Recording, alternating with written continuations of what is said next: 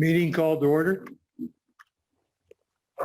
First one up is student representative. Oh, let me do my intro if that's Oh, okay, because you we got to wanna do do roll that call because again? we've got some people on Zoom. So I'll do my regular intro right before we get started here. So in accordance with an act to implement provisions necessary to the health, welfare, and safety of the citizens in Maine in response to the COVID-19 public health emergency as enacted to read section G1 MRSA subsection 403A, public proceedings through remote access during declaration of state of emergency due to COVID-19. This business meeting is being held with a mix of in-person and virtually using Zoom. The meeting is being recorded and will be posted on the maranacook.org YouTube channel. Due to the change in the format of this Board of Directors meeting, please be aware that during the course of this meeting, the microphones of the viewing audience will be muted, except during the identified portions of public comments at this meeting. For today's agenda, this is item number 3. There is a chat feature in Zoom, but we will not be utilizing this feature for this meeting. If you have questions or comments, we respectfully ask that you contact the central office or email the superintendent or any board member, and an answer will be provided as soon as possible. We ask for the public's patience during these highly unusual circumstances. Attendance and all votes will be done through roll call. So when your name is called, please cast your vote with the 3 available options of yes, approve, no, disapprove, or abstain. Please make sure if you're at home through Zoom that your audio is turned up, so to confirm that you can hear all the other board members. So very quickly, I'm going to do roll call for this purpose at this time. So Kim. Here. Wendy. Here. Dane. Here. Kathy. Here. Melissa. Present. Alex. Here. Patty. Here. Rebecca. Here. Betty. Here. Sean. Here. Gary. Here. And David. Here. Thank you. Turn the meeting back over to you with student reports, as you said. Student reports. Who's up? So I guess I'll go first. I am Cooper Tarbuck, and I'm going to present school-wide events and what is happening on the Katahdin team. So to start off, school-wide events that have been happening are Nordic and basketball have just started practicing. We held a winter artwork contest just before vacation. The 4 categories of that were drawing, snowman building, ugly sweaters, and advisee door decorating. We also had a theme dress-up week where on the 14th you dressed up like you were from a decade of your choice. On the 15th you dressed the same as someone else. On the 17th you dressed in formal clothing. On the 18th you could dress like it was any holiday. On the 21st it was the ugly sweater contest. And on the 22nd was the tropical day. And also, Mrs. Levesque has started playing songs suggested by students in the transitions to and from advising. Now I'm on to Katahdin. So in their math, the 6th graders are starting their unit on equivalent expressions, exponents, order of operations, and solving problems with modeling. The 7th graders are starting their unit on geometry, where they will learn about scale, geometric formulas, angles, and tools like protractors and compasses. And the 8th graders are working with the Pythagorean theorem. In their ELA classes, they are working on researching a social movement and are going to write a letter, speech, or interview from the perspective of someone involved in that movement. In their gym classes, they have just finished a unit on healthy living and proper exercise form, and they are currently working on communication skills and are wrapping up a unit on soccer. In German, Katahdin is working on Quizlets and Ed puzzles each week, and every week they have a slightly different theme. Before break, they learned about the German holiday tradition. And that is all I have for now. Thank you very much.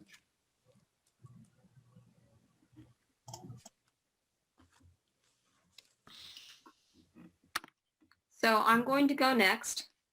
I'm Emma Rosner, and I'm going to be talking about the Moose and Acadia teams. I'm going to start with Moose, which has had the French and music UAs this quarter.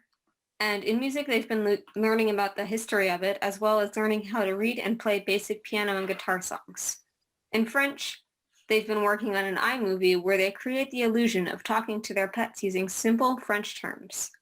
In math, sixth graders have been continuing to work on multiplication. Seventh graders have been continuing quotations and expressions. Eighth graders have just started working on graphing stories. They have continued to make their civilizations and learning about how diplomacy works. And I'm on to Acadia. In coding, they have been continuing to work on their end-of-the-year projects and have been splitting onto different paths that focus on different parts of code.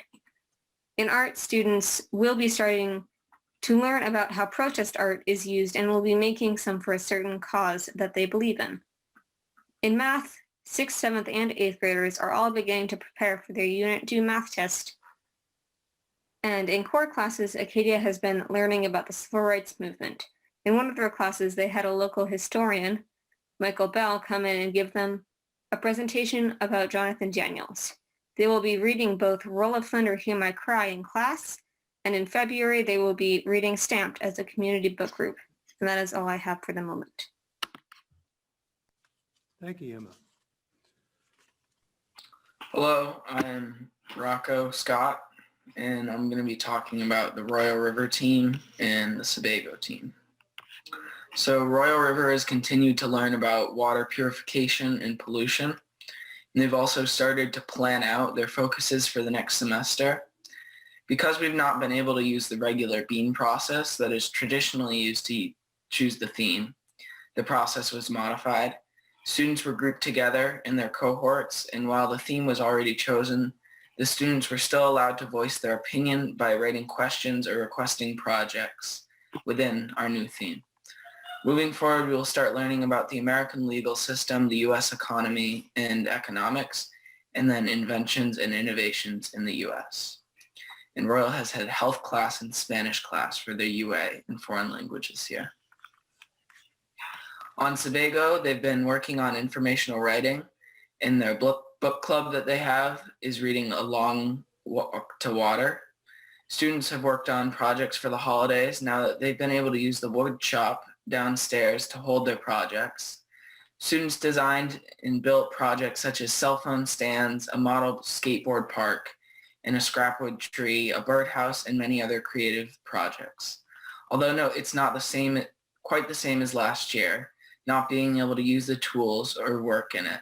It is still allowed for students to use their creative minds. That is all. Thank you. Happy New Year. Thank you, Rocco.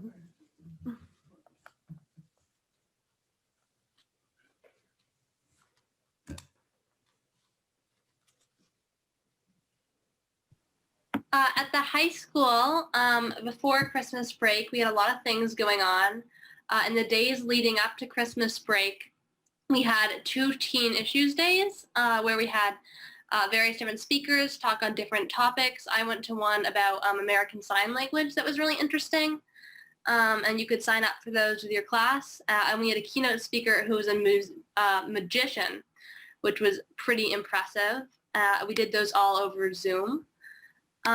The class of 2022 also held an oil raffle, which raised $845, and the winner was Katie Jewett. During Teen Issues, they awarded the Dave McFedrin Award, who went to Nate Foster. Advisory groups also made snowflakes before the holidays, which they used to decorate their advisory rooms and hallways. And on them, you could put things that you were looking forward to or were grateful to.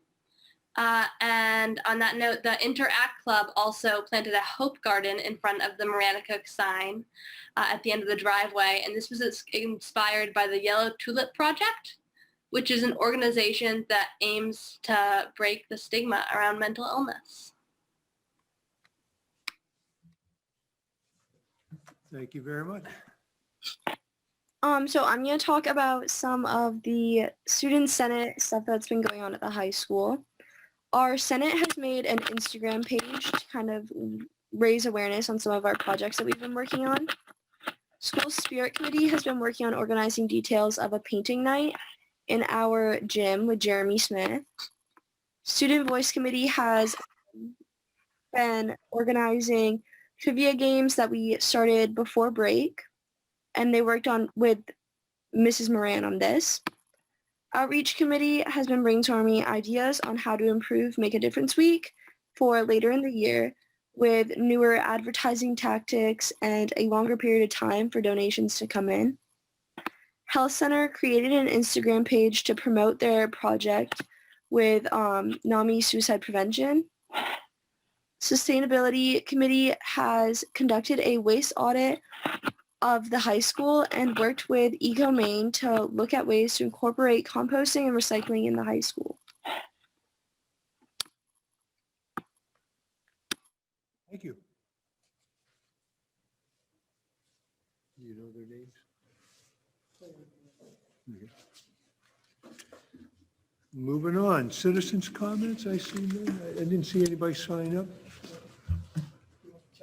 Is it online, anybody?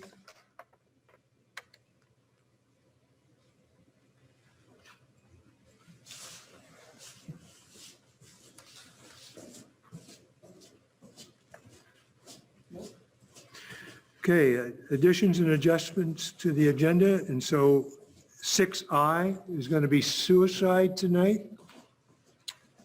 And 6J is the amendment that we passed last meeting on school opening. We're going to discuss that issue also. Anybody else have any adjustments? I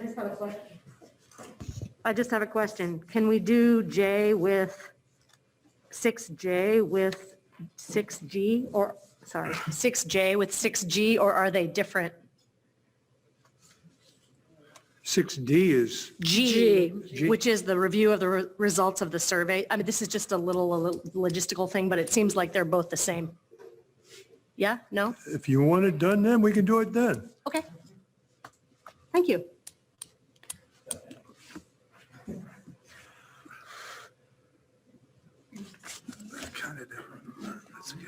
Okay. Moving on, reports. Sorry about that, folks. So the first report is the Staff Association is going to do a report tonight, and that will be done by Cheryl Marvini, who's a high school science teacher, and Hannah Moran, who's an English teacher at our high school. So we'll invite them up at this point. Hello, Superintendent Charette and Board. I'm Cheryl Marvini, and I'm also the Vice President of the the Maranacook Area Staff Association. So we're here tonight talking with respect to all of the staff in RSU38 that we represent. But I have a question first off, and that is, at least I thought we were all required, at least we are at school, to wear our masks. So I didn't know if this is a different situation, that everybody's not wearing a mask, or is that? If you're 6 feet away from somebody, you don't need to wear a mask. Okay. I think I'd like you guys to know that we adhere to a stricter policy at the high school, for sure, on that. Okay. And we just have a little presentation. It's very short. And part of this was driven by the fact that we really care a lot about our staff and the students and the whole community that come together here at the high school. And when we heard that you were proposing that we come back to school more often and at well, basically more often for longer days, and during the week, we had some concerns. So we thought we'd just do, and now we've heard things have changed a little bit. So this is just a very short presentation kind of where we are, where we were, and where we are at this point. So thus far, we started out, well, you guys did, and our principals and the whole staff, with a very intensive planning by everybody that was involved. And that would have been the families, the bus drivers, the teachers, anybody that had to do with dealing with how do we safely bring people back to school.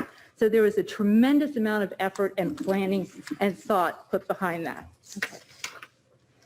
This required a tremendous amount of flexibility as we were doing this because it was, nobody had ever done anything like this before. And I actually, the whole staff applauds everybody and all the work that we've done to come into this because we really have to be flexible. We've had to be very kind to each other and thoughtful to each other because people are scared. Kids were scared, teachers were scared, and that just adds a little level of anxiety to it. But I feel like through all of that, we started out really well and that we were able in a way to hit the ground running, so to speak. And because of that, we were able to more easily continually adapt. And some of that, because we learned more about the virus, one, we didn't have all the supplies we needed at the beginning. Wasn't our fault, wasn't the custodian's fault, wasn't the district's fault. It was because everybody wanted the same things. So teachers made do with opening windows, then we got fans, we were washing tables, we're washing desks, didn't always have the plexiglass that we needed, but we were able to distance. We made sure that classrooms were far apart, had arrows on the floor for the students, and I actually have to applaud the students. I have not seen or heard, at least at the high school, complaints really about doing any of this. They wear their masks, keeping their distance sometimes in the hallway. I would say 2 feet sometimes, but then if you ask them to move apart, they do, because they just really enjoy being in the same space together. And so far, we have at least 2.5 weeks only left in this semester, and we have not had a major break in having to have in-home remote learning. And I feel that's a testament to everybody that's been involved with this process. Our teachers have worked very, very, very hard, but it's not just the teachers, it's the custodial staff, it's the bus drivers, it's the administration, it's everybody working together in order to help things run smoothly. Okay. And I put this up here to remind myself, you have in your packets, and I've read through the 2 letters that the nurses wrote to the board and that the middle school crisis team wrote to the board. And they are extremely articulate and very give good examples of what continuing to the hours of bringing students back into school, how that might affect the schools and the safety and the health of the teachers and the students, which then in turn goes out into the community. Because if people are getting sick at school, that goes home, and then that goes out further. Okay. So this is because I teach science, and I like data, and actually, well, I want my arrow. I should have brought a laser pointer. Can I walk over there or not? They can't hear you. They can't hear me. Okay, so Diane, can you point to the flat part of the graph for me? Right there. Okay. And actually, if she clicked on the title, then we could actually go to the graph and it would show you all the data. But we don't have to do that because my point is that that's where we started. That's where COVID was when we started. It was pretty much they were testing, all the tests they were getting were positive, but it's pretty flat and it's low. And that's in August all the way through till, I think can you read that? Is that November? Yeah. It's right. It started to go up. And it's gone up tremendously. After Thanksgiving, things went up. And we haven't really seen, they think, I heard Dr. Shaw today, necessarily the bump that might happen because of Christmas. So if my argument is, or presentation is, if that's where we were then, and you felt this was a really safe way for us to address the educational needs of our children, your children, in this time, then why would we want to bring them back more often if COVID cases have increased to the point that they have? So that's something that we just really wanted you folks to think about and be able to see the data on that. And I hope that you have read the 2 letters. Well, I'm sure there's more than 2 letters because I hear that parents have done that. Okay. And so then the other thing that we have, both of them had addressed somewhat the Wednesday, but we wanted you to hear too what teachers are doing on those Wednesdays because that's really important. So that's what Hannah's here to talk about. Hi. This year, I have attempted to answer questions I never could have fathomed when I went into teaching nearly 10 years ago. Questions like, how do I teach students who I don't see, either due to various social determinants to health, or maybe a G7 Cat C group? How do I engage and instruct students who are in person, on Zoom, or accessing work asynchronously, all simultaneously? How do I foster empathy in my students when they are mourning so many lost experiences? Wednesdays are critical to our ability to support our students and start to navigate the murky waters of trying to answer these complex questions. Currently, Wednesdays are a precious protected time needed to reinvent not only our curriculum, but the entire pedagogical system of instruction required to meet the diverse needs of all students. At the start of the school year, I came to you to share how I was approaching pandemic learning. During this presentation, I described the work and scaffolding needed to make my curriculum and lessons accessible for my students. To be able to do this every day, and often for multiple class preparations, takes time. I often use Wednesdays to record screencasts of presentations, book talks, and remote learning tips. I use Wednesdays to create assessments and prepare instructional materials. Wednesdays are used to meet as a department and collaborate with peers. This time to be able to work on creating meaningful learning opportunities for our students is vital. These opportunities for collaboration and calibration allow us to make sure all students are getting the most of our expertise. Similarly, Wednesdays are used for professional development opportunities that directly impact our instructional practices. Wednesdays are used for conferencing with and reaching out to students. Given the multiple cohorts and the socially distant nature of our in-person time, these conferences are often the most effective way to support our students and build individual student relationships. It is not possible to meet and support my students if I don't have time. My career as a teacher has always been about working hard, but I worry how close we are getting to the line which separates a job that is challenging and a job that is untenable. I worry about what this means for our school community and for the national education system as a whole. I shared with you some questions I have been faced with this year, and so I would like to end my time by posing some questions of my own. So much of teaching students happens outside the designated class time, both in terms of instruction, assessment, and support. What is the impact on our students when we prioritize seat time over quality instruction? What is the impact on our students when I have even less time for feedback and lesson creation? How will it affect them when I have even less time to conference and reach out?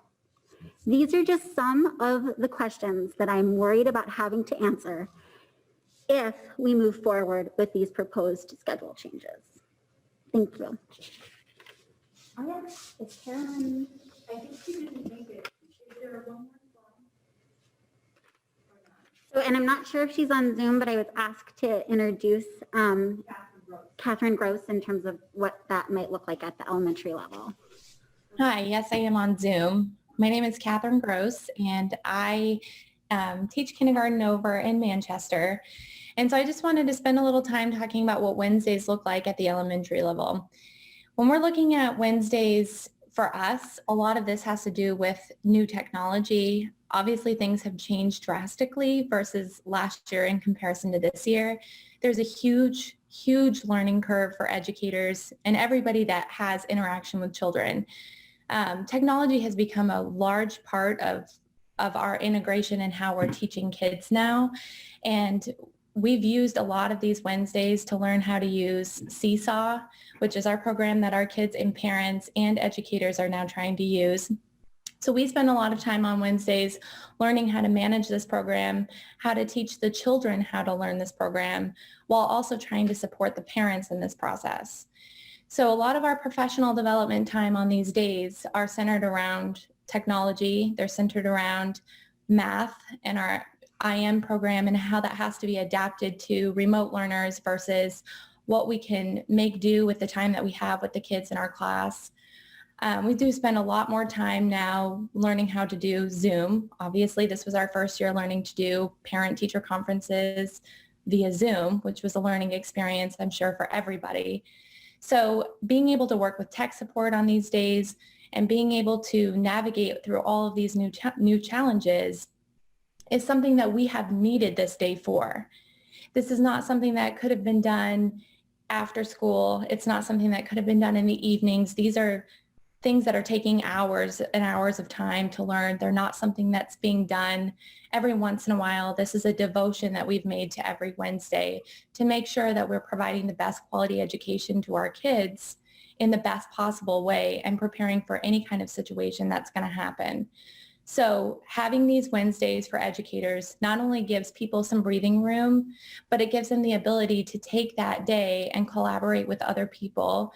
It gives them the time to talk to their administrator and see things that are working, things that aren't working, what we need to change and how we need to adapt things, because as educators, we're always changing and we're always adapting. But this is a year that is an incredible change for everybody involved. And one thing that I will say is that teachers always rise to the occasion. No matter how difficult things get, no matter how many things seem impossible, such as wearing masks and social distancing, we make it work. We figure it out and we make it work. But being able to have this time is really vital. The one thing that I hear from everybody is I'm so thankful for the Wednesdays that I have to be able to learn all of these new platforms that I am not familiar with and be able to try to teach my kids that. On top of that, there's a lot of prepping and planning that goes into these Wednesdays. People are spending all of their spare time trying to figure out how they're going to make their lessons adapt to their kids without being able to work in groups, without being able to touch the same things, having to individualize and package everything for each individual child. So on behalf of the elementary school, and I, hopefully can speak for a lot of people, these Wednesdays are very important to making sure that we're providing the best quality education for all of our students, and as well as supporting our staff and parents. And that's all I have. So I have a question. How will you teachers feel once you get the shot for COVID? Are you asking me that? I don't care, one of three. Well, I can't answer that for everybody else, whether, some people will get the shot and some people won't get the shot. I think that comes down to a personal opinion. I know myself personally, after doing some research, they're hoping that if 60% of the population gets the shot, that they'll hopefully reach herd immunity. I don't really know where everything lies with that.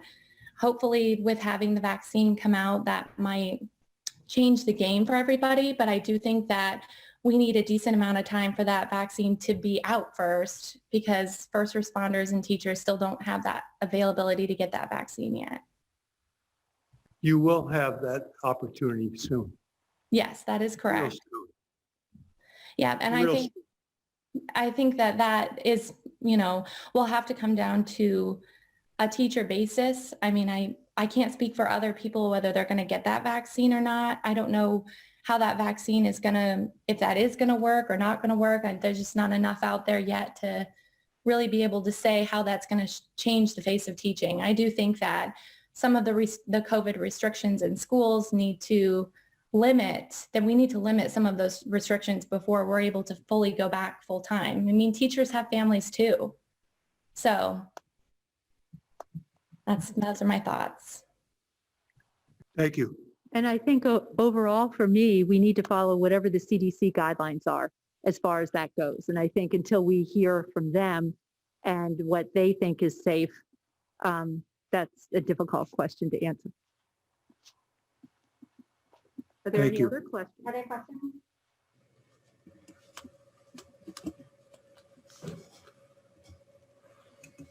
I have a couple comments, questions.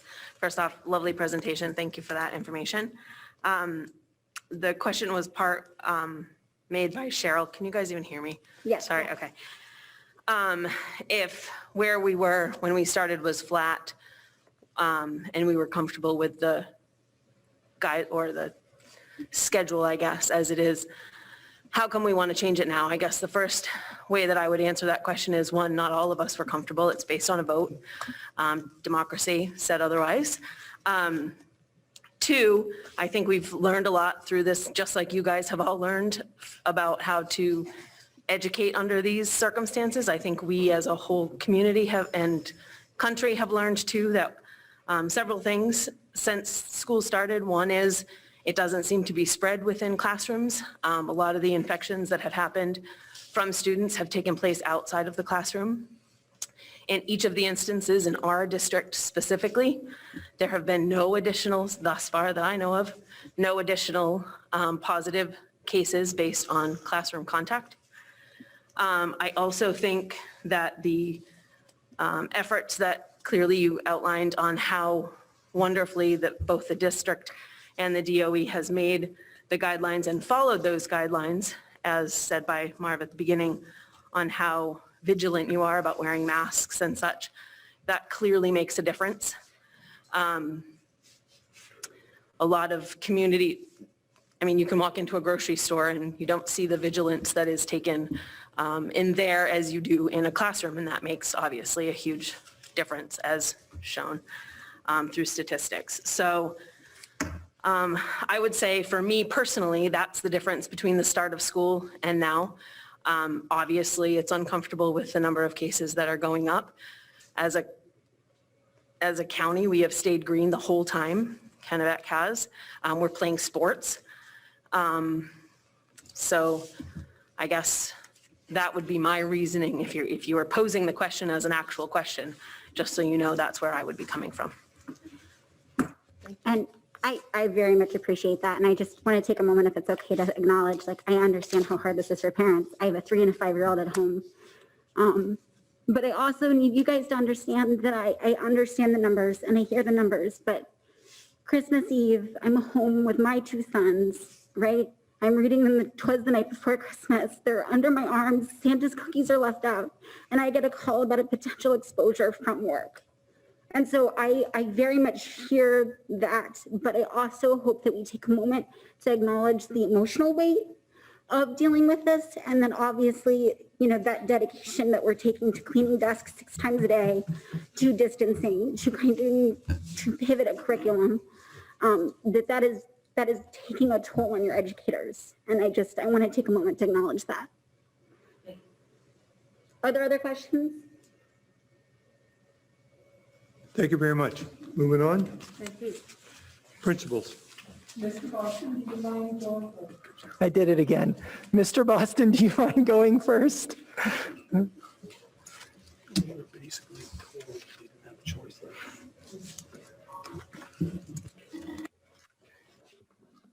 Go. All right, so I just wanted to do a quick acknowledgement. As you're all aware, right before vacation, Reedfield had to change its venue from in-person to remote. I wanted to thank the faculty and staff, the parents, and the kids for such a quick change around. And that day, we had 82% of our kids online with our teachers taking place in their learning. And that was under a 24-hour time period. So I was really impressed by our community and our students and teachers. So thank you very much. Thank you, Mr. Boston. Mrs. Delmar, do you mind going next?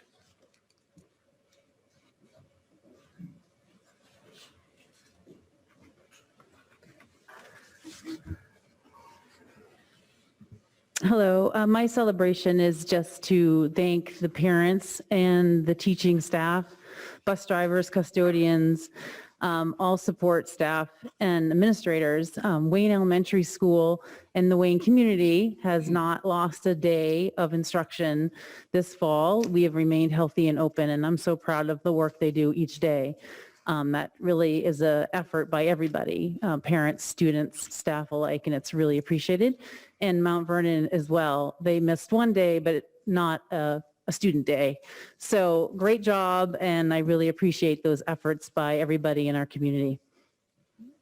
Thank you, Mrs. Delmar. Mrs. Hartford?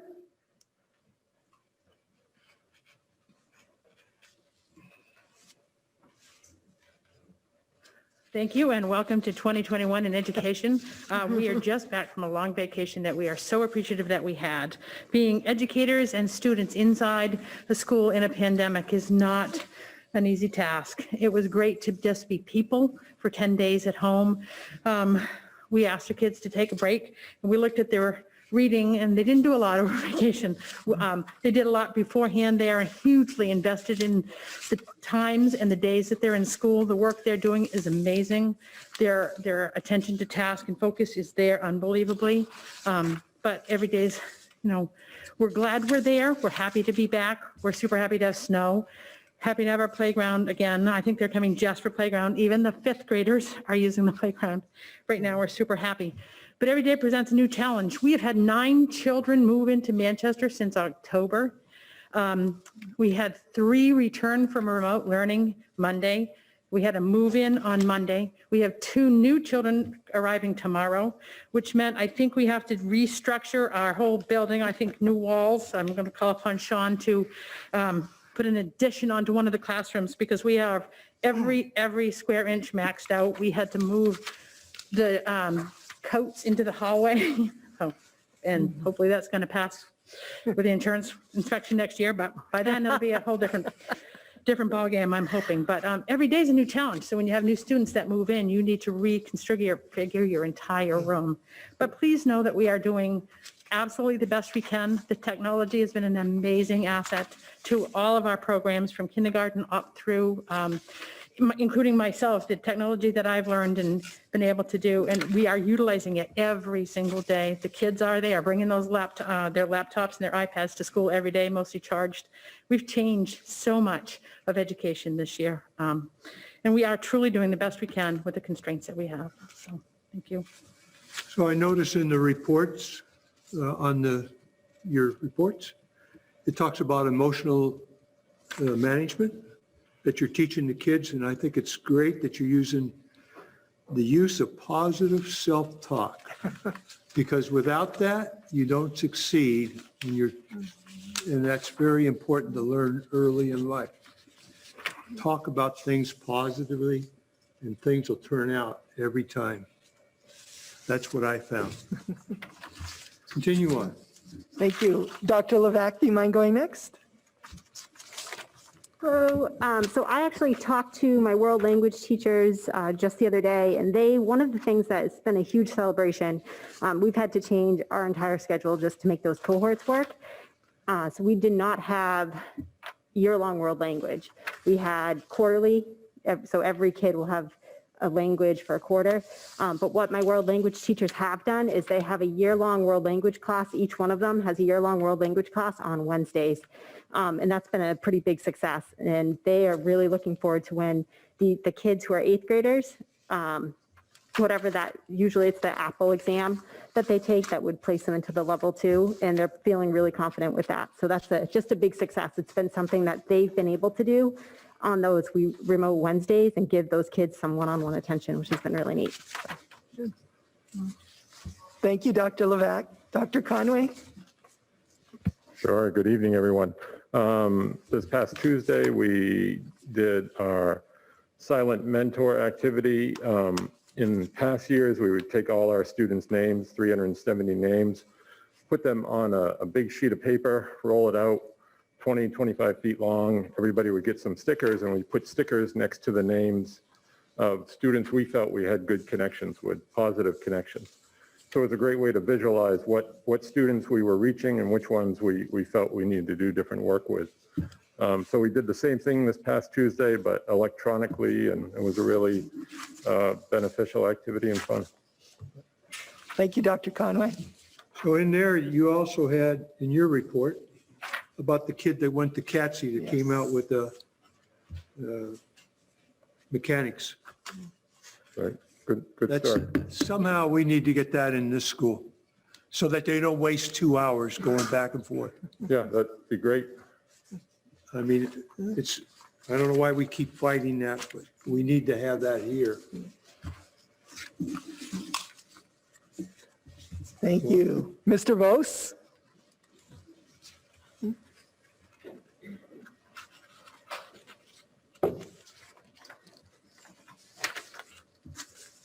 Good evening, everyone. Well, these certainly are unprecedented times, and I always try to continue to remain positive. I feel as though even though these are challenges that we're facing, we're really looking toward the future and how what we learn and take away from all this can help to improve education in the future. We're working at a Marana-Cook Adult Ed to kind of embrace that thought. We finally graduated right before the holidays, our first high-set student, so he attained his high school diploma. Considering everything that's going on, I was very proud of that accomplishment, and so was he. He had started with our program right before the pandemic hit in March, had to drop out all the way through till September. So he had forgotten a lot of the math and reading that he had learned through his tutoring, and he kind of had to start all over again. Quite a blow for a student, but he persevered. He moved forward. He obtained his diploma, so I was extremely proud of it. Second thing I want to talk about, enrichment. We have moved to an online medium rather than our typical face-to-face classes that we used to really enjoy having here at the high school. I would encourage you to take a look. We put up our brand new online catalog on January 1st.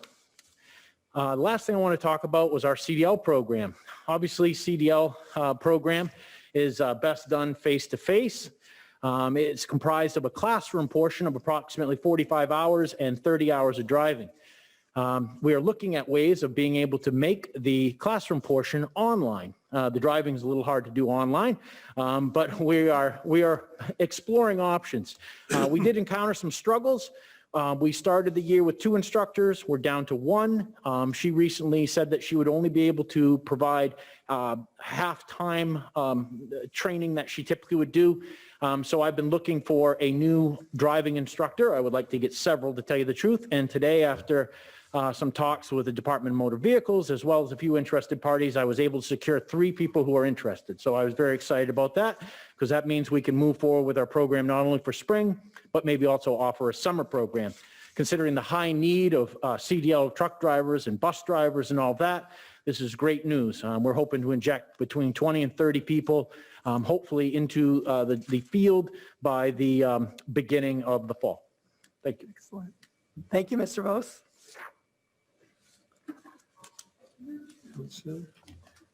So I'll just give you guys a quick update on the health center position. We're in the works with someone right now, and I hope to actually have a hire either at the end of this week or the beginning of next week for the health center position. So as soon as I get someone, I will notify you, but we're in the works. So, and I'm very confident right now. So we're very, very close. So we will have a new health center director probably within about a week here. So that's fantastic. So. An RN nurse? Huh? An RN nurse? Actually, I'm not going to say anything because I'll give away who the person is that's applied. But yeah, it looks really good. So for sure. Ryan, do you have anything you'd like to add for special education? Yeah, mine's pretty brief, but I realized I was remiss in recognizing that we do have a new clinical director licensed social worker in the district. So our social worker previously, Drew Johnston, of almost 18 years, I think he was in the district, went on to a new path to pursue some things personally, which we were really happy for him about, but he left a pretty big hole, but we were able to find a really great candidate, Christy Sniffen, to replace Drew. She started in December, and we're really happy to have her on board, and she's a great addition to the team. Thank you, Mr. Meserve. And Dr. Harriman, would you like to do anything for curriculum?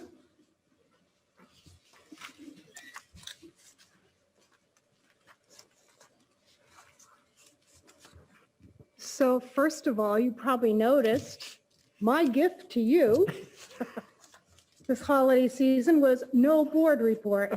Sort of my gift to you and to myself. I realized, oh yeah, you're only 60% time. Why are you working so hard to pump these out every month. I will have some in the future, but I didn't send one this month. But I just want to reiterate what the principals, the teachers who spoke tonight have said, which is, I am so impressed with how challenging a year it has been and yet how much we have accomplished. And the great support that they've all provided for quality professional development, collaborative work, despite many constraints. I think that hopefully our students are reaping the benefits. Thank you. Thank you, Dr. Harriman. And just for myself, I'll quickly let the board know a big thank you on behalf of the bus drivers, the coordination that you guys did with the gifts that they got they were absolutely tickled pink. So I wanted to say thank you to on their behalf. I'd also like to say thank you for the cards that you sent to each building as well. That was a very, very nice touch. And it was greatly appreciated. And I know you guys probably didn't get a chance to see that, but that was a really, really nice touch. And then finally, from the central office, thank you guys very much for the treats that you sent over to us. That was very, very nice. And I think I gained a little weight because I was eating cupcakes almost every day until I went on vacation. So thank you guys very, very much. All of those touches were greatly appreciated by our staff in the district. So I'll turn it back over for committee reports. So I noticed this truancy. Yep. Yep. It's increasing at the high school level, Yes. Yep. and that's all remote.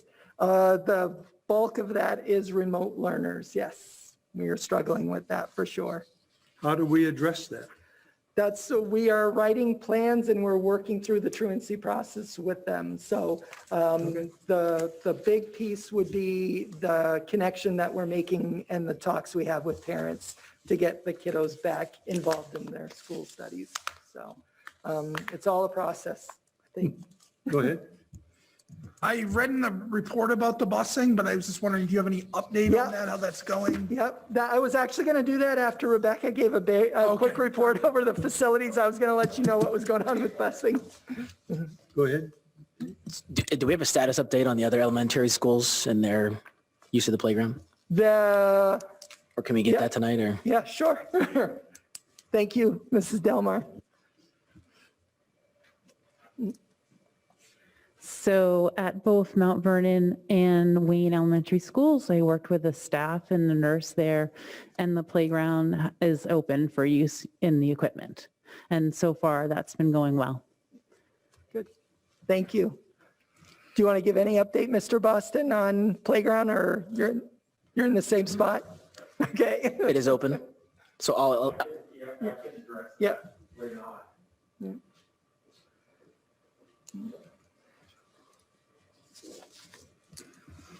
So we did have a conversation with the superintendent, and it was left up to the principals to decide that. I am concerned still that if we open them up, we don't have the capacity to keep them clean. I also don't want community members coming over to use them at this point in time until we can be sure that we can keep things safe for the kids. So that's why I've kept things closed as well. And I don't want to get to a point where I open it up and then a month later, because things have changed in our society, that I have to close it up again. It's hard to tell young kids, I'm sorry, you can't use this now. So those are the two reasons for me keeping it closed. As soon as things get better, I'll reassess the situation, and I want to get them out there. The other thing is in our schedules is 15 minutes. 15 minutes for recess and snack. And it's good that, like Mrs. Hartford said, we have snow now. Kids are using that. But there is not a lot of time like we had last year. So we're hoping as things get better, we can add time like you guys were talking about, and we can open up playgrounds. Thanks. Thank you, Mr. Boston. Facilities report. So we had a pretty quick facilities meeting, and Jay gave us an update on the transportation and the runs that they were consolidating. He was able to secure a bus driver through the end of January, right? I don't know if that's changed. Mid-January, I'm sorry? mid-January. Mid-January, excuse me. And we reviewed the budget. Oh, and Jay shared an email from a parent supporting the drivers and offering to support their work as well. Thank you. So just to follow up with what Rebecca just said, we had at 1.3 drivers out. I'm very happy to report that starting tomorrow, we'll have all 3 of those drivers back, which is fantastic.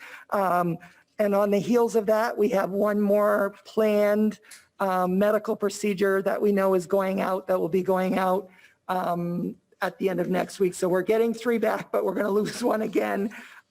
We also have a driver candidate as well that's in the process, the hiring process right now.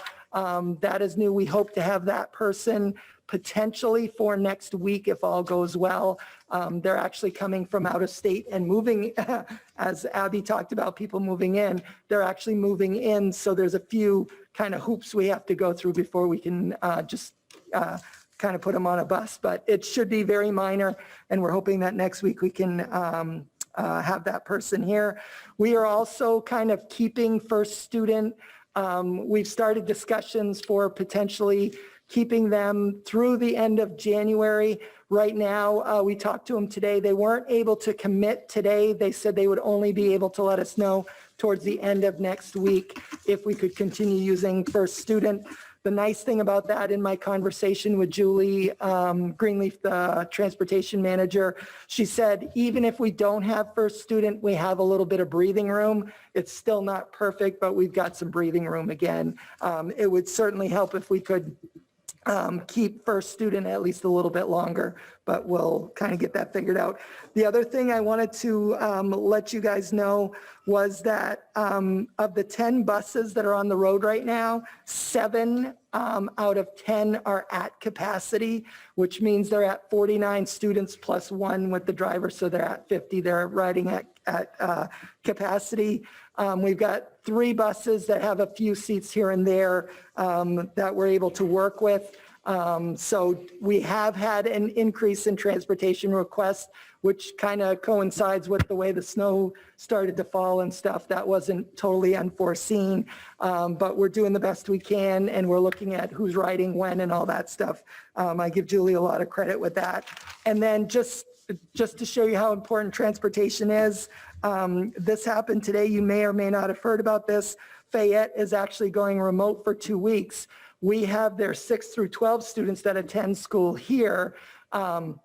Their bus driver that transports was considered a close contact. So at first, they weren't going to be able to transport them. And then they worked something out later in the afternoon. Their superintendent called me and said, Jay, we've got somebody who can drive the bus. So we'll be able to get 6 through 12 Fayette students in school, 6 through 12. But again, that's a little bit out of our control. But I give Tara a lot of credit. She worked hard to be able to make sure that those 6 through 12 students could get here. But the potential was there. So again, I just bring that up because I want to show you how fine we're cutting it with transportation, and our students are affected from another town that come in. So I just wanted to give you that quick update in addition to what Rebecca told you. Also, the facility will not have a meeting on the 14th. We go to The 8th, I believe, right? 8th? No, No, the 9th. 9, 9th, thank you. I would think. Yeah, I believe that's what it is. Okay. Next one is policy. Policy. So we had a meeting on the 15th of December and spent a lot of time talking about fundraising activities with Dr. Conway and Brant Remington, and are still working on that and need more information on that to think about how to proceed in the effort to, you guys correct me if I'm saying this wrong, streamline and organize the way that student fundraising is happening district-wide, so the parents in the community especially aren't so maxed by it. And we had some first readings that are in your board packet as second readings now. Wait, did I say that right? Yeah, so you've Yeah. got some first readings, and then we'll do the Now vote they're- on the second and now they're readings. here, so that if you have feedback on them, get that back to any of us so that we can look at them at our next policy meeting. And we reviewed a bunch of other things that will come to you later, and that's it. So we're done with policy. We're not going to do the readings now, right? No, we'll do the second readings and the action items. And then the ad hoc committee, Awesome Bears, Betty Morale. They're still working on how to get into fundraising. Speaking of fundraising, but without any games and the concession stand not open, that takes away their, Incentive, that takes away their. everything, money. Most everything. They do have, if you're looking for any Awesome Bear clothing or anything else that they usually sell, they do have an online site, but I think it may be down now. They had it open before Christmas. But if you could contact someone in the Awesome Bear Society, they have a Facebook page now. Yep, Awesome, go and like them. And you'll get the news from that.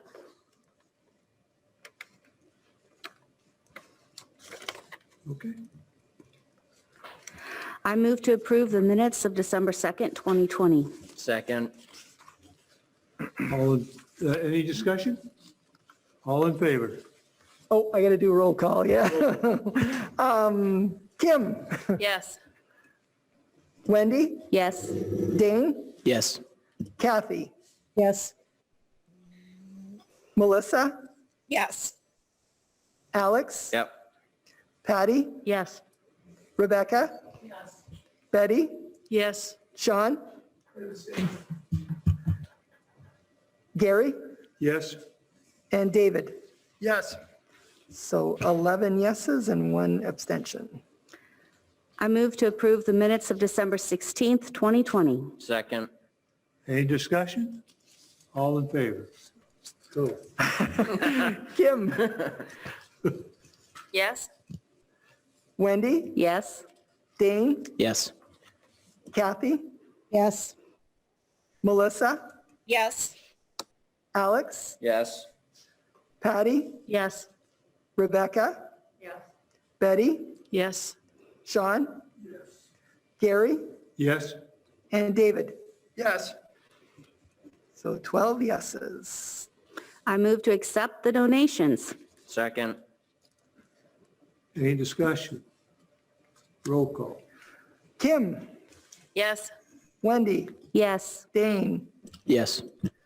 Kathy, Yes. Melissa, Yes. Alex, Yes. Patty, Yes. Rebecca, Yes. Betty, Yes. Sean, Yes. Gary, Yes? and David. Yes. Passes unanimously.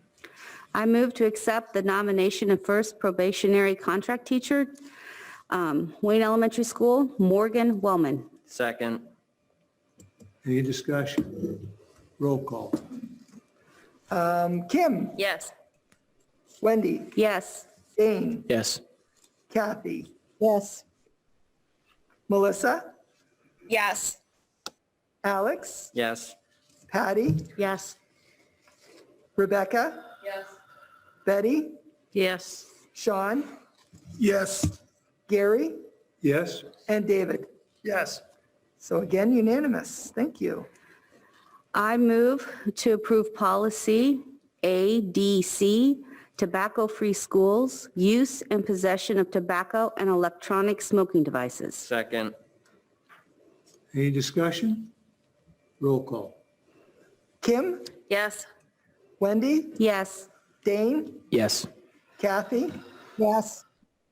Melissa, Yes. Alex, Yes. Patty, Yes.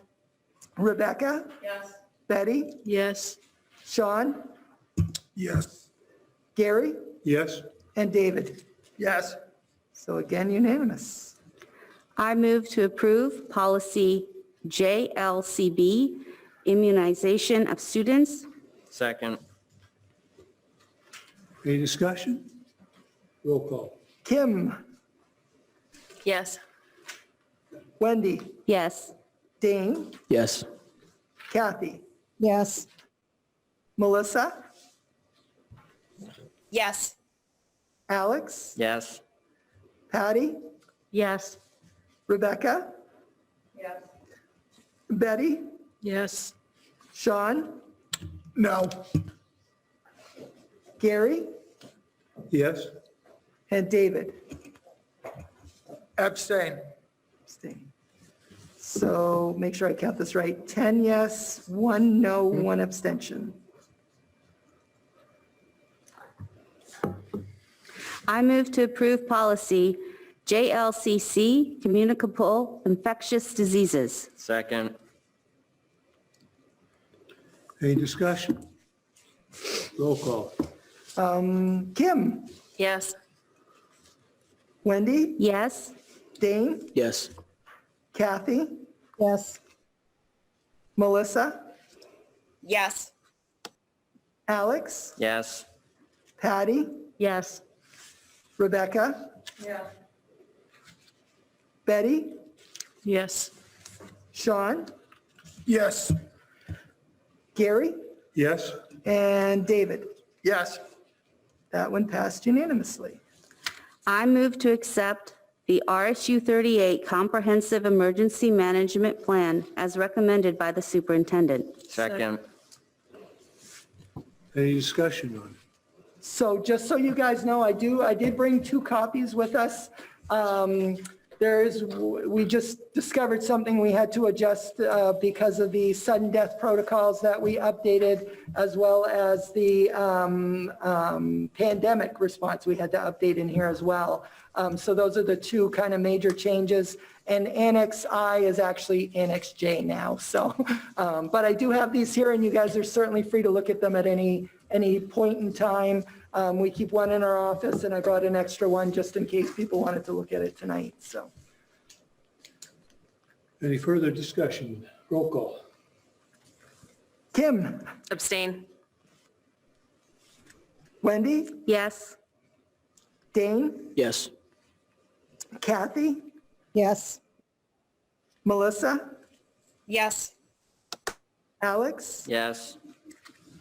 Patty, Yes. Rebecca, Betty, Yes. Sean, Yes. Gary, Yes? and David. Yes. So that's 11 yes and 1 no. What's that? Abstain. Say, thank you, abstain. I did mark it in the right column, I just read it wrong. Thank you. So now we're up to review of results of the survey, which was many pages. Okay, let me get my, so I did put a summary page in there for you guys, because one of the things that we had talked about was taking a look at the data that was out there. So I put kind of the graphics. I did forward on to you guys the actual surveys, all the raw data for you guys in there.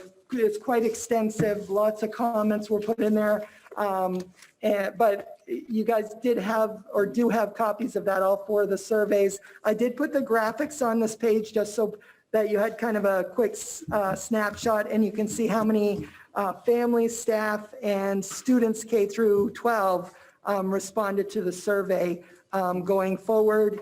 I'm not going to obviously read all of that to you guys. I did share that with you guys. It seems like, no surprise, there's a split vote. Families were positive on coming back or bringing Wednesdays back, as an in-person instruction day, whereas staff and students, especially the 6 through 12 students, were not in favor of that.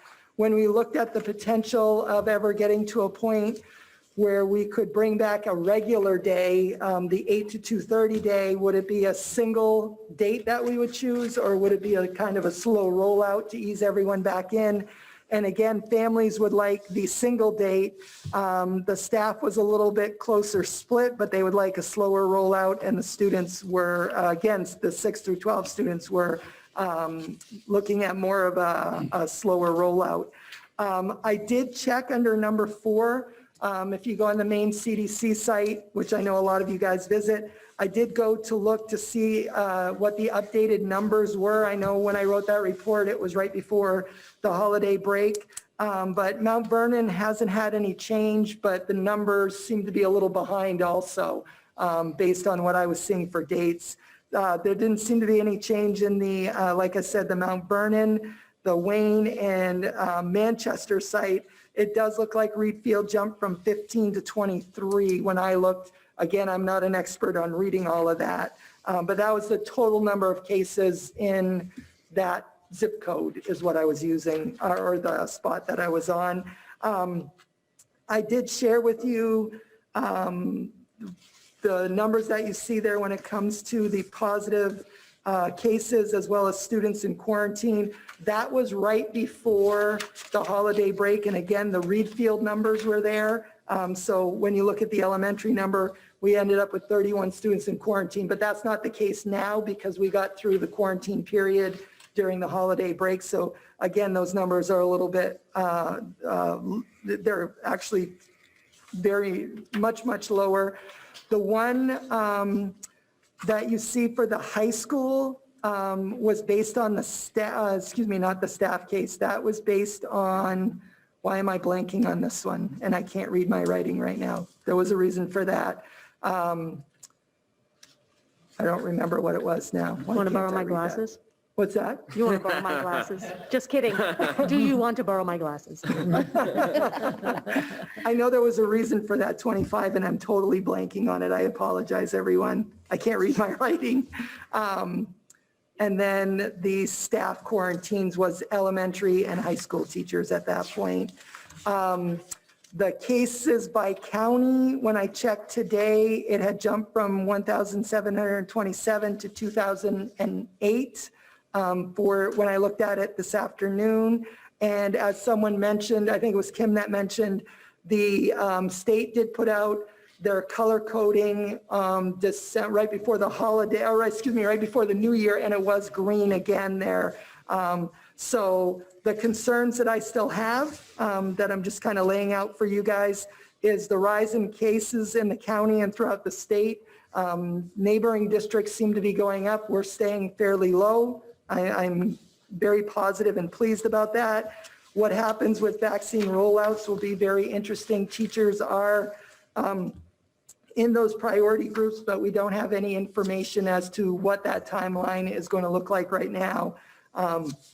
And I am trying to reach out to a few people just to see where teachers are going to fall in there. But again, we don't have any firm timeline at all on that at this point. I am concerned if we bring Wednesdays back to in-person instruction days. I am concerned about staffing shortages, but again, I'll have to wait and see how that plays out. But that is something I'm just kind of keeping an eye on.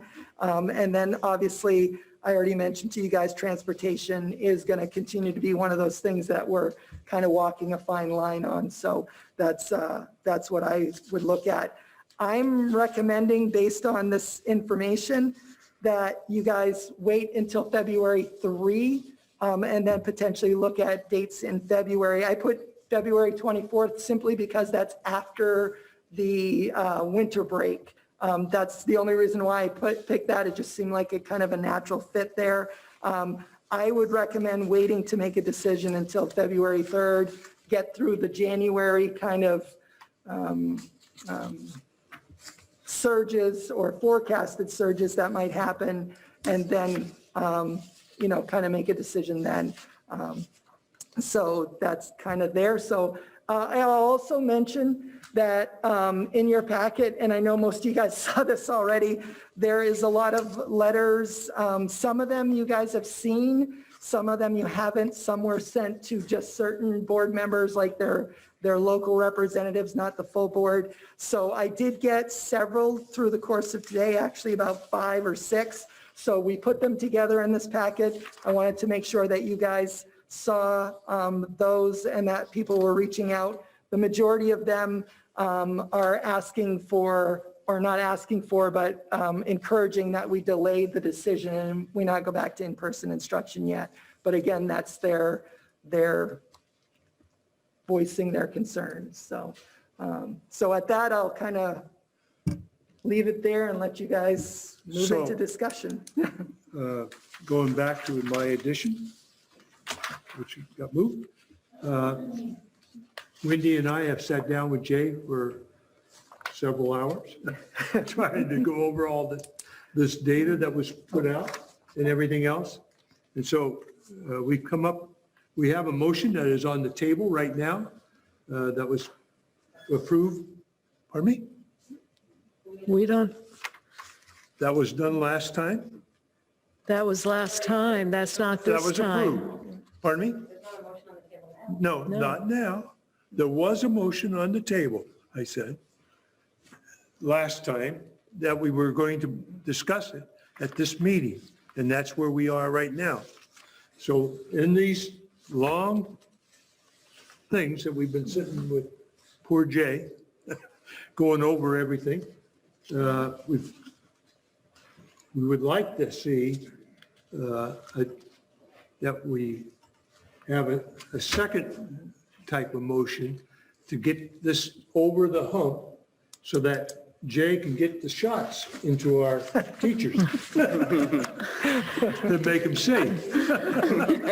I'm not sure when that's coming. Even hospital workers do not know when they are getting their shots. Some hospitals have already got them. Some do, but it depends on which level. Right. Not all people Right. who work in the hospital have their shots yet, I or understand that. even know when that's coming. Right. So I asked, we have a, I don't have a motion. where's the page? I don't know. Do we want to make a motion or do you Yeah, want to no, wait we're going to until handle it by February? motion so that we don't lose track of where we are, because this is an important thing to open our school. Is the motion that you're looking for what Jay wrote for a recommendation in number 9 to continue with the current model until a review at the February 3rd directors meeting? Is that what you guys had for a motion? Where do you? Yes. I'm just wondering. Yeah, that's what Jay said. Yes. So that's not a motion as to what we are recommending at this point.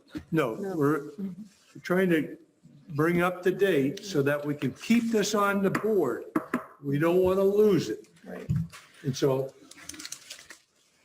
I don't have it. I don't know. Well, if I did Patty it. can do it. Could I ask a quick question? I think at the last meeting, the one before our retreat, when we talked about this, we made a motion passed that was to have this tentative rollout plan. Right. So is what we need to do now is to adjust amend those it or dates. adjust it? Okay. So on February 3rd, Yeah. 3rd, why don't, that ain't the right procedure that we're doing here.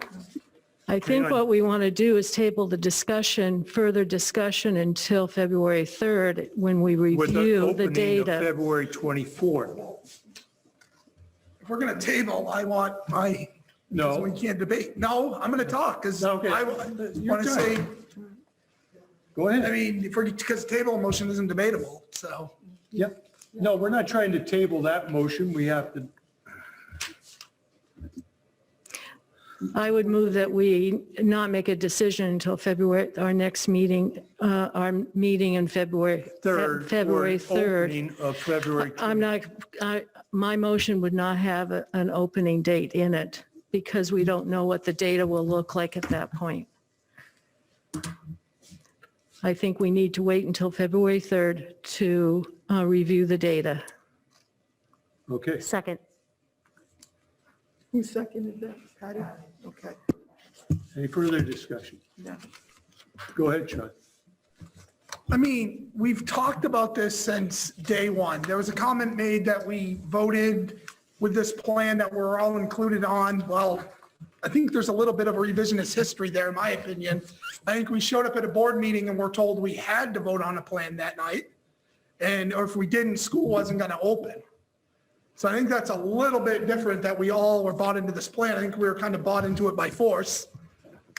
Yeah, there were people who worked over the summer and all that stuff. I remember that being said, but it was kind of by force that night. Yeah, there may be an increase of cases, but you look at the cases of school children, those cases are not increasing. There are children's grades who are suffering tremendously. There are parents and teachers I have heard from who want to be in school, who want their kids to be in school. I mean, we say we have science, there's questions asked by, I guess I'll use my children because they talk to me often. Why can kids play sports, but why can't we have music? I guess tonight we just heard every kid but Reedfield Elementary, and that's Mr. Boston's choice. I respect that. But every kid but Reedfield Elementary kids can play on the playground. That doesn't make sense to me.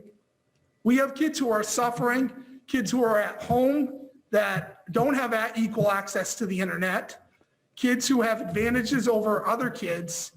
I mean, these kids need to be in school on Wednesdays. Every meeting we delay when these kids are going to return to school and if they're going to return to school. There are other school districts in the state, I've talked to parents, who kids are going to school 5 days a week. I don't have anything scientific in front of me, but there's been no outbreaks or shutdowns of those schools. Yeah, every school's had some type of outbreaks, but I feel that these kids are severely suffering, their education suffering, and there's no 100% rhyme or reason on what we're doing. Yes, teachers work extremely hard. I have a lot of respect for my kids' teachers, but their work on Wednesdays takes them an average of about an hour. An hour. And we check their work. I checked my son's work. He's been out of school this week. I checked his work. I mean, could his writing be better? Yeah, my writing could be better. But I think our kids are severely suffering. And the kids, yeah, some kids are doing really well by it, but those kids are probably going to do really well by it anyway. You hear me say that often. And I believe that. There's kids that are going to be winners if they're at Maranacook or if they're in Fort Kent or if they're in California. But there are kids that are losing out, kids who are sitting in the corner at the, kids who are living with their grandparents who can't help them. These children need to be in school, and we just keep kicking the can down the road. And I don't agree with that. David. Hey there. A couple of notes. I think we're all looking forward to when the vaccines are available and getting to everybody. Working in a group home, I and the individuals I work with are in group B or whatever it is. And we're looking forward as a whole group to the vaccines being available. So as Betty said, we don't know exactly when, but they're on their way, and so that's good. And I think that is an important part of our considerations in terms of opening the schools.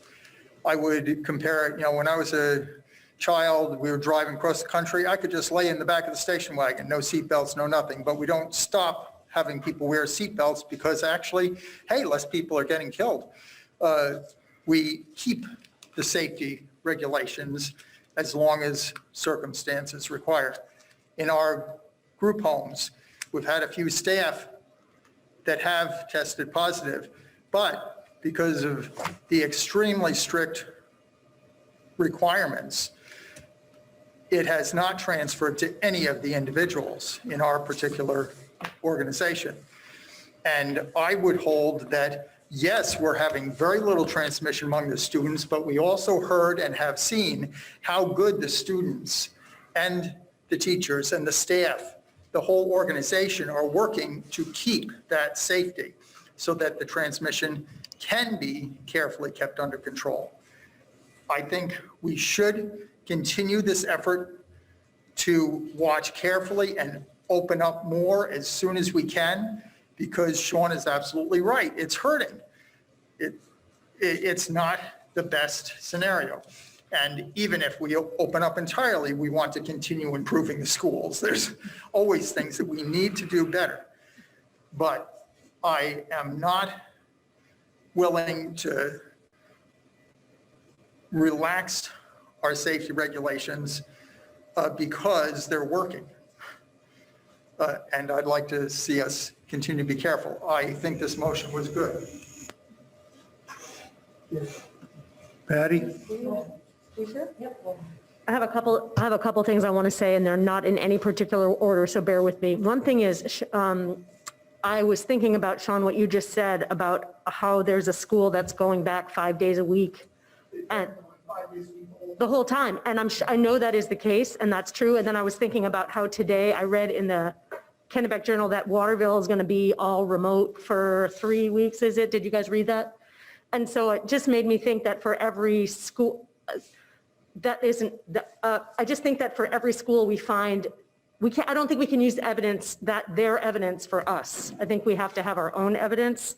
And I was trying to look at the summary data that Jay sent, thinking about our board retreat and thinking, okay, so I think I might think differently than a lot of people here about how this rolls. And I was trying to think, how could I think about this in other people's shoes or from other viewpoints, or how could I think about this sort of like objectively? And I was like, I looked at these graphs and noticed, probably the same as you, that the family responses and the staff responses are nearly exactly polar opposites, right? So then what do we do with that as somebody who wants to support every stakeholder?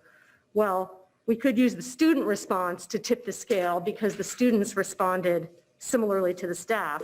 But the thing that got me trying to be objective, because I'm hearing these concerns of all of these staff people, all of these letters in this packet we got that are nearly all saying, please do not make a change in the schedule at this time. Let's wait and err on the side of safety. But the thing that got me was the health, the nurses and Dr. Sewall and their letter saying let's wait and err on the side of safety until we have more information about vaccines, about what's happening with the spike, about everything. Because I guess I agree with David, what David's saying, even though I would love to have everybody back all the time. I think we can't do it. If we can't do it safely, and I would defer to the medical folks to tell me if that we can or can't, and our medical people are saying we cannot right now. And I feel like we have to listen to them. So I was trying to be objective in my thinking, and that's how I was by thinking, how could any of us doubt what they're saying? You want to speak? I just wanted to comment that when I was reading all the responses from the students and the staff, there was one thing that was very clear, and that is they don't want to go back on Wednesdays because the mask break is huge for them. They don't like having to sit in their classroom by themselves wearing a mask all day long. And I get that, but that was my huge takeaway from the students, is that they use that to either work a job or to catch up on their work or to connect with their teachers. I want our kids to be in school too, but with the rising cases and the feedback that we've got from the survey, I don't think it's a good idea. I agree with this motion. I think that we should just table it and keep an eye on the numbers, and based on health information and professionals who do this, make this decision. Go ahead, Betty. One of the things about whether or not a school is able to go back full-time or not, every school is different. The size of the school, the size of the classrooms are different, and whether or not they're able to have all the kids there every day of the week is dependent upon this, the school. Each school is very, very different. Even within our district, we have different sizes in classrooms. Abby was saying that she is maxed out right now as far as space. The CDC guidelines and the Department of Education guidelines are very specific about how many students you can have in a classroom per per whatever.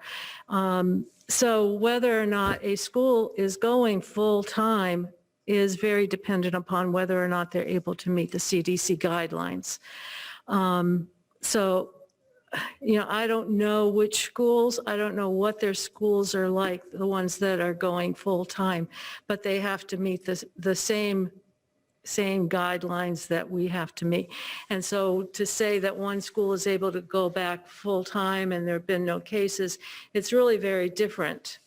I too, after reading all these responses, I heard the Wednesdays mask-free or the shortened days, wearing a mask full-time is stressful on the kids and on the staff. But I read that from family surveys. The family was saying that these Wednesdays, these shorter days provided a much needed break for the kids too. So, yeah. Gary, can I say something? Gary, it's Yes. Kathy. A month ago, when we talked about this, I would have definitely said I would have voted to go back as much as we could. Since that time, since that last meeting, I've spoken to quite a few teachers and quite a few students, and then I read that survey. And what stuck out from that survey for me is what the students had to say about how stressed they feel, about about following the guidelines. For me, it's all about, I'm not afraid of contracting it more, of people passing it around more and all of that. I mean, I don't think that is really what's going to happen. I'm more concerned for our students right now as following those guidelines and what it's doing to them in school. They can barely make it till 1 o'clock on the 4 days that they're there. And 1 o'clock comes and it's like, yay, I'm free, I can take this off. So I think right now what we need to do, and as much as I want to say, let's just go back as much as we can, I think I'm going to say we need to wait and see what happens. But it's more around the guidelines that we have to follow and what we're asking our students to do and how it is stressing them out and how that is impacting them, which is a piece of what's impacting their education right now. And that really concerns me too.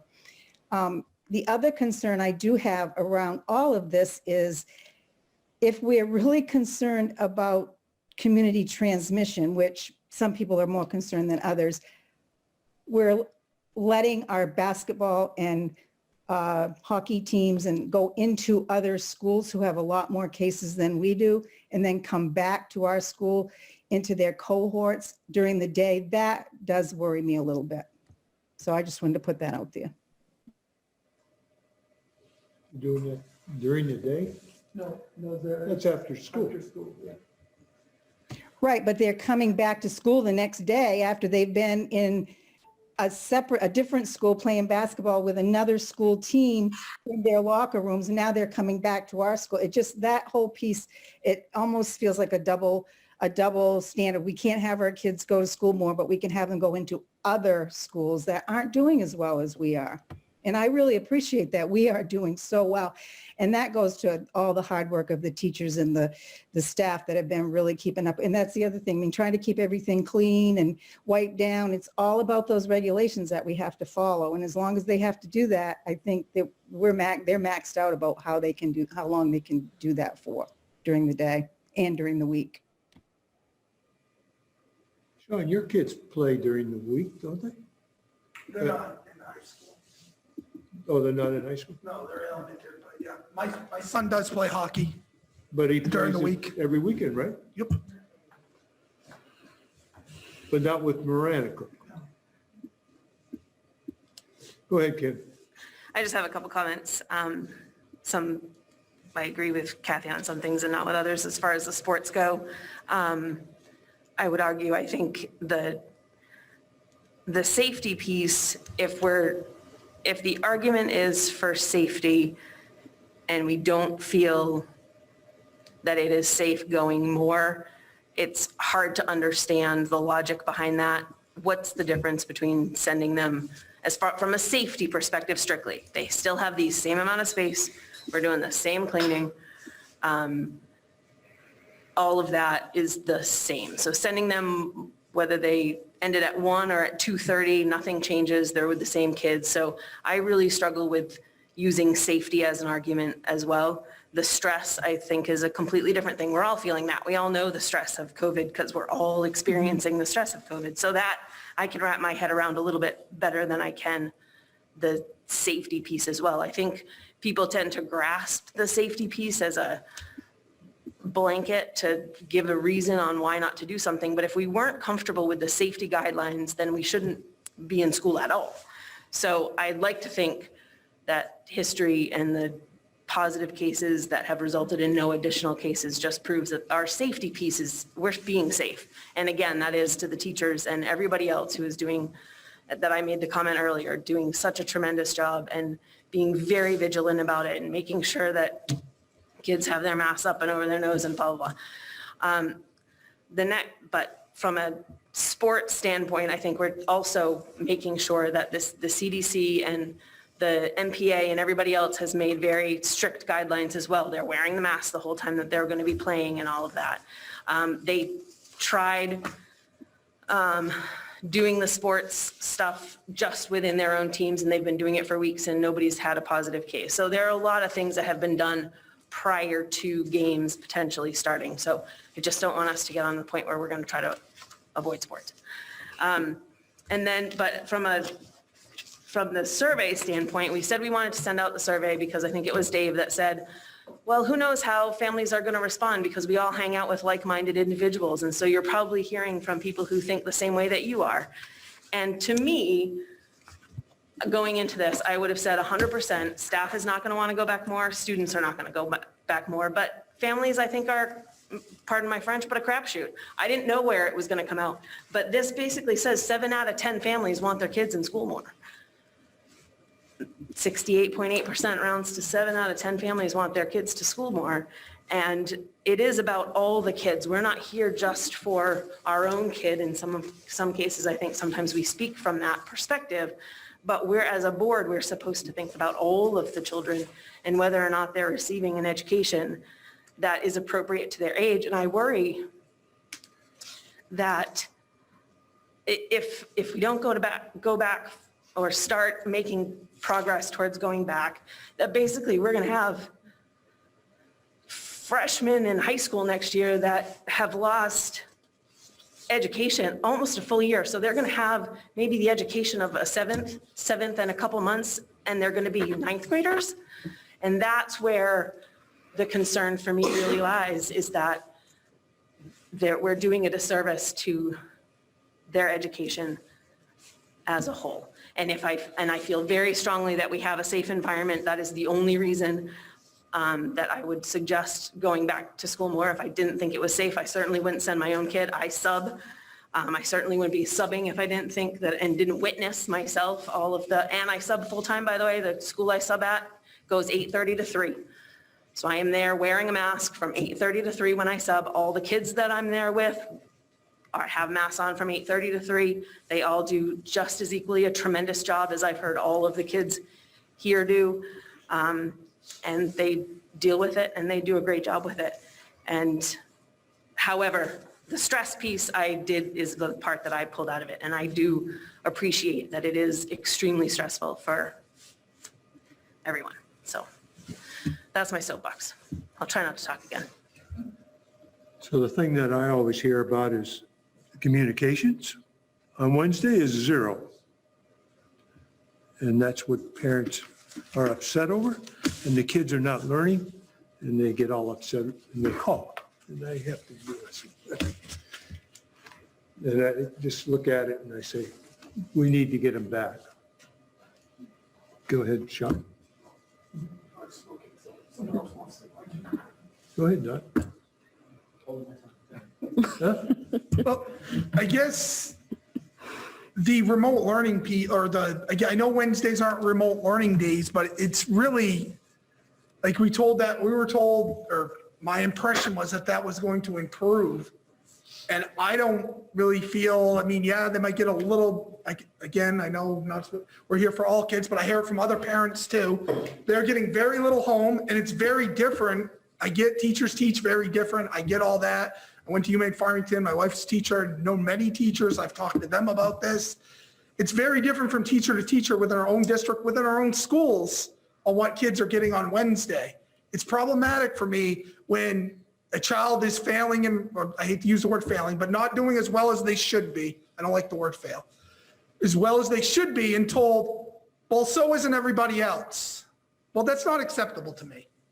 I've heard that multiple times with my own student and from other parents.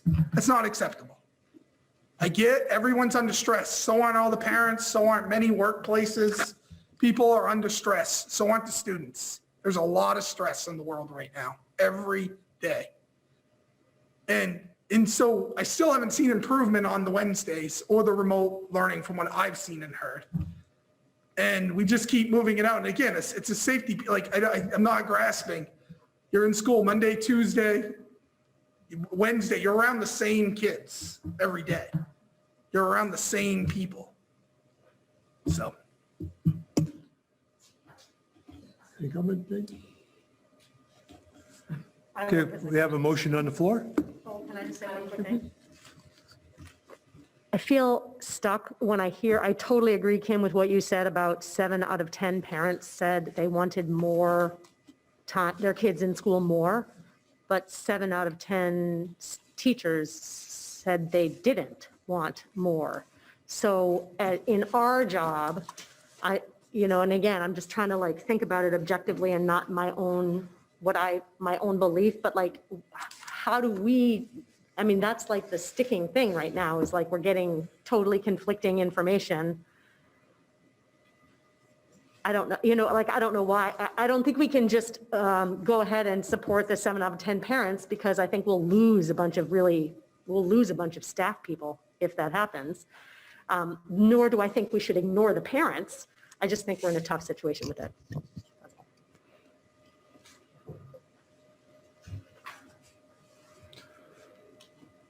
Roll call.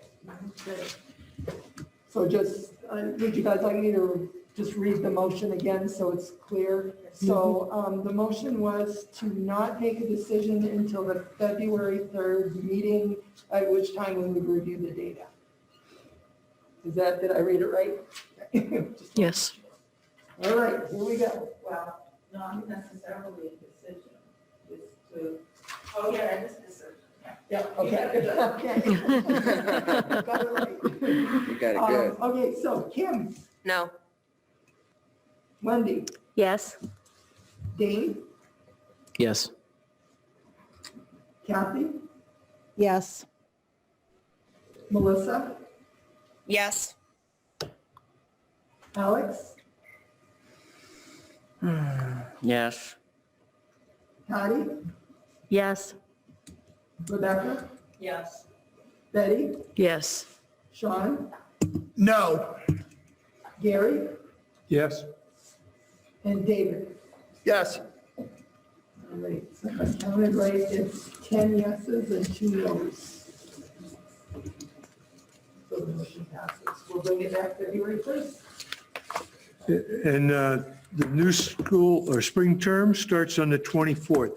We should think at working towards that goal, to have the schools open.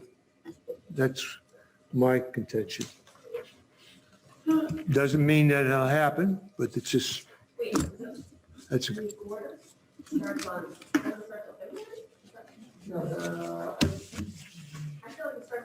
do you want?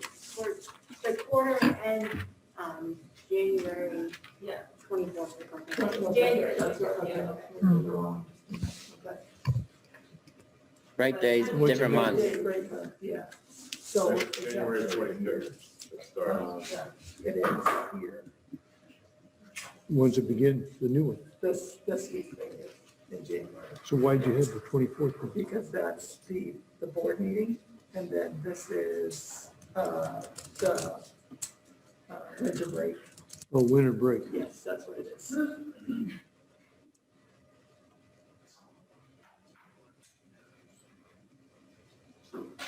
Okay. So are they taking off the 3rd, or are you giving them the 24th? Remember the teachers have the, Right, because of the way our schedule runs now, it would stay as is, so Oh, the okay. next one we would have to worry about would be the one in March. okay. Okay. Moving on. Fiscal year 22 budget goal. I don't see how we're going to be able to raise the funds that we need. Can we shoot for 0? We have to shoot for 0. I don't see how else. Anybody else have any ideas? Sorry, what are you talking about? Fiscal year budget. Okay. I don't, the population has gone down. And I just don't see parents saying we want to increase your budget by 3 or 4%.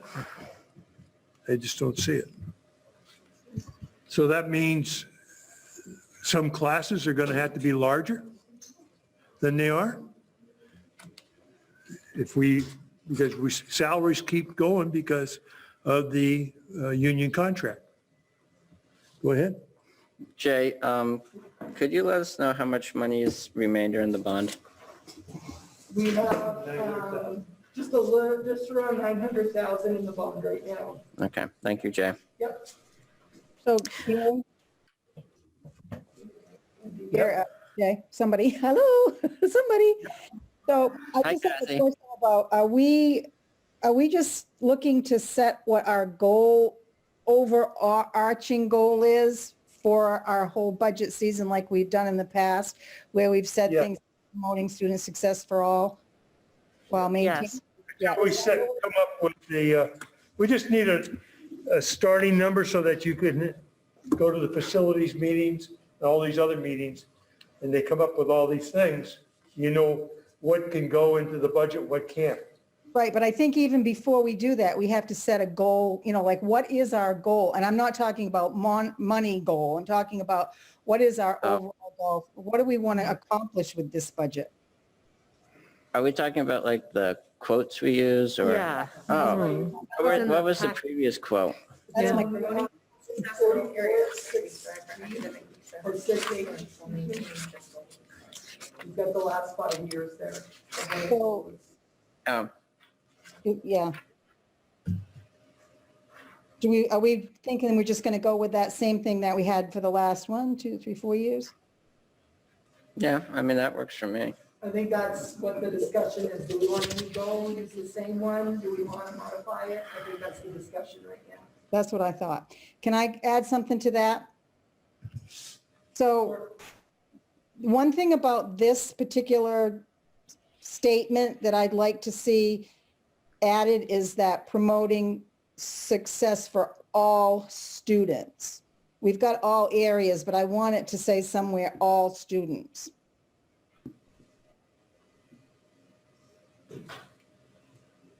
You could put it before student. Yeah, promoting, Promoting success for all students. as we strive for academic excellence while maintaining fiscal responsibility.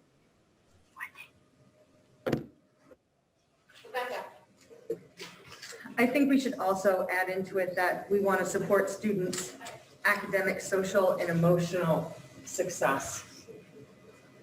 Where this year has been so trying and mentally frustrating for everyone. I think that should be in our goal.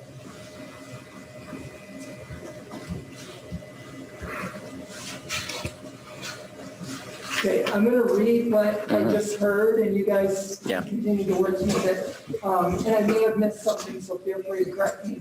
So promoting success for all students in all areas as we strive for academic and social, emotional excellence while maintaining fiscal responsibility. Perfect. How about to support students' academic, social, and emotional success and maintain fiscal responsibility?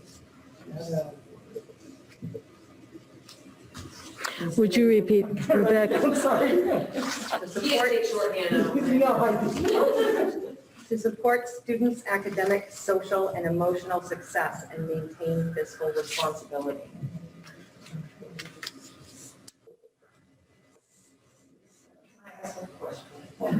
So would you start with promoting student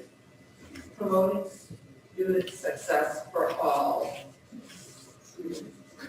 Promoting student success. To support all students. Promoting success for all students. All students' academic.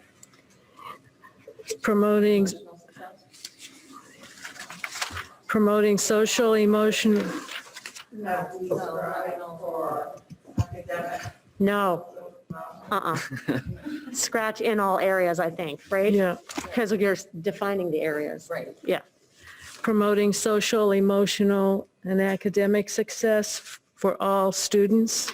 Supporting, to support students. Promoting, I'm sorry. Social and emotional, so to support all students' academic, social, and emotional success. No, yes?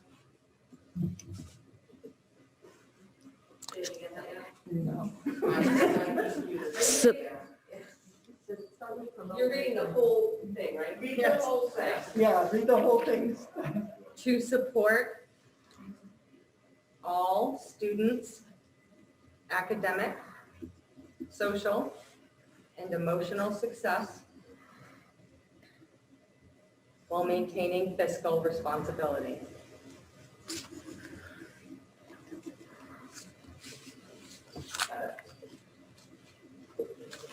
I think that's more succinct.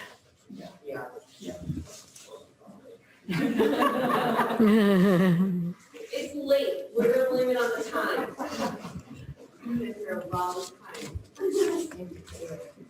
Do we want to make a motion or are we just good with that? We're good with that. They usually vote on it? I make a motion that we move forward with what Jay wrote down.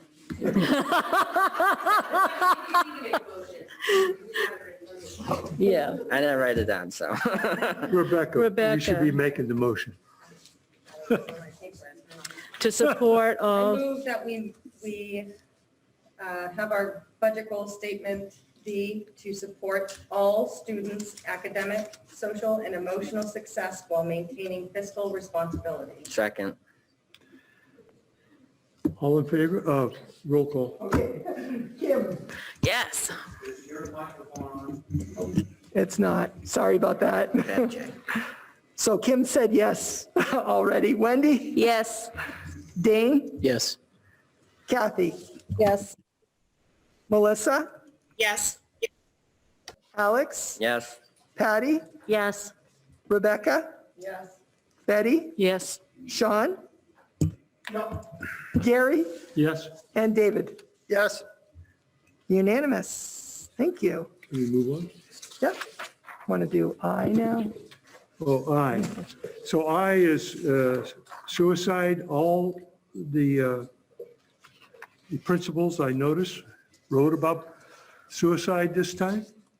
And I think that we need to discuss suicide and our procedures on suicide. And I'm going to let Sean talk a few minutes. I guess I reached out to Jay and Gary, not guess, I did, to ask what our policies were, how we were reaching out to students, and I guess I'd add teachers to that as well, staff as well. I mean, thankfully, thank God we haven't had any students or staff in our district do anything harmful that I know of anyway. I mean, not that's my business, but there was recently a teacher, a friend of my wife's, 46 years old from Westbrook, who killed herself, very sad. And students who have killed themselves because of stress and of COVID has added that. And I was just kind of curious what we're doing and how we're trying to reach out to people. So what I had proposed, and Sean was in favor of it, is I'd like to invite our counselors, all levels, elementary, middle, and high school in to answer some of Sean's questions. I think that would be the people most appropriate for that. And I do know Dr. Levac runs our social emotional pillar. She's continued to work on that because as we all know, it's very important. So we'd ask them to also talk a little bit about the second step curriculum and that kind of thing. So what we'll do is we'll organize that and have that as part of our January 20th meeting. I believe it's the 20th, right?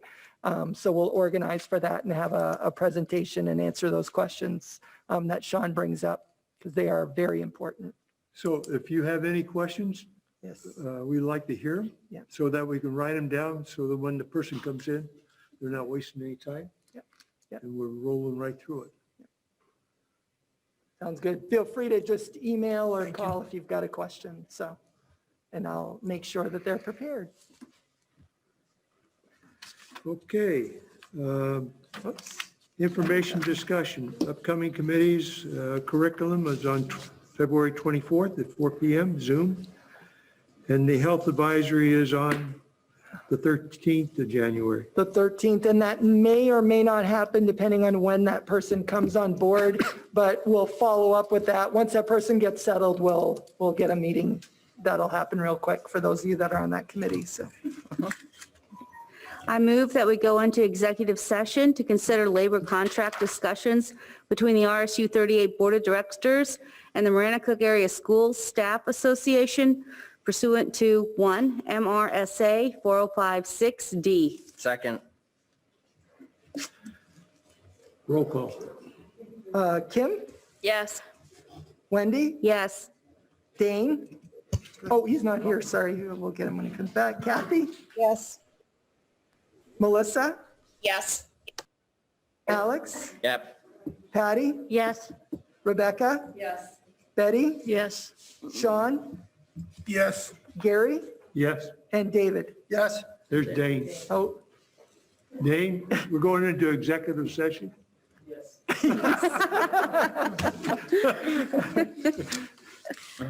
so it is unanimous. We'll go into executive session. People who are in the waiting, who are online, we're going to put you in a waiting room, and then when the board comes back to vote on their decision, they will bring you back in. So please be patient with us for a minute while we move people that are online. Jay, Thank you well, very much, all you principals coming. Have a great night. Good night. Jay, I've got negotiations on 2 different nights next week, included in the co-curricular, like robotics. I think we added that last year. Right. Yeah. So some of those, Linda, some of those might be things that, that are in the co-curricular, like robotics and stuff. But since they can't meet after school. Right. Yeah. Yes. She's got Am I back a on? huge number. Yeah. Yeah. I am We all I set? move- Are you set? all set. I move to accept the memorandum of understanding with the Marana Area Support Staff as written. Second. Roll call. Kim, Yes. Wendy, Yes. Dane, Yes. Kathy, Yes. Melissa, Yes. Alex, Yes. Patty, Yes. Rebecca? Betty? Yes. Sean? Yes. Gary? Yes. And David? Yes. Unanimous. Thank you, guys. I move that we go into executive session to consider the evaluation of Superintendent Charette pursuant to 1 MRSA 4056D. Second. Alex. Kim? Yes. Wendy? Yes. Dane? Yes. Kathy? Kathy. Whoops, sorry, I was muted. Yes. Melissa? Yes. Alex? Yes. Patty? Yes. Rebecca? Betty? Yes. Sean? Yes. Gary? Yes. And David? Yes. So unanimous. We're back in executive session. Thank you, Gary.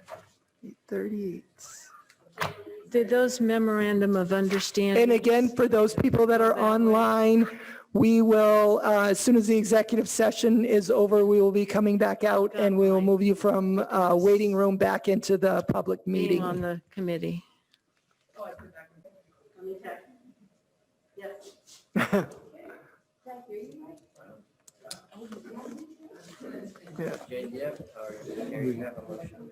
We need a motion on this. Wendy, are you okay to Wendy, make a we motion? need a motion? Yeah. Well, wait till, but you're good? Accept. I'll write it down. Yeah. Yeah. Yeah.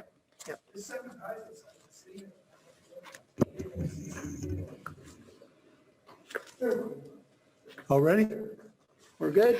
I move to give our superb superintendent, Jay Charette, a 2.5% raise. Second. Roll call. All righty. Kim, Yes. Wendy, Yes. Dane, Yes. Kathy, Yes. Melissa, Absolutely. Alex, Yes. Patty, Yes. Rebecca, Yes. Betty, Yes. Sean, Gary, Yes? and David. Yes. Unanimous. Thank you. Meeting adjourned.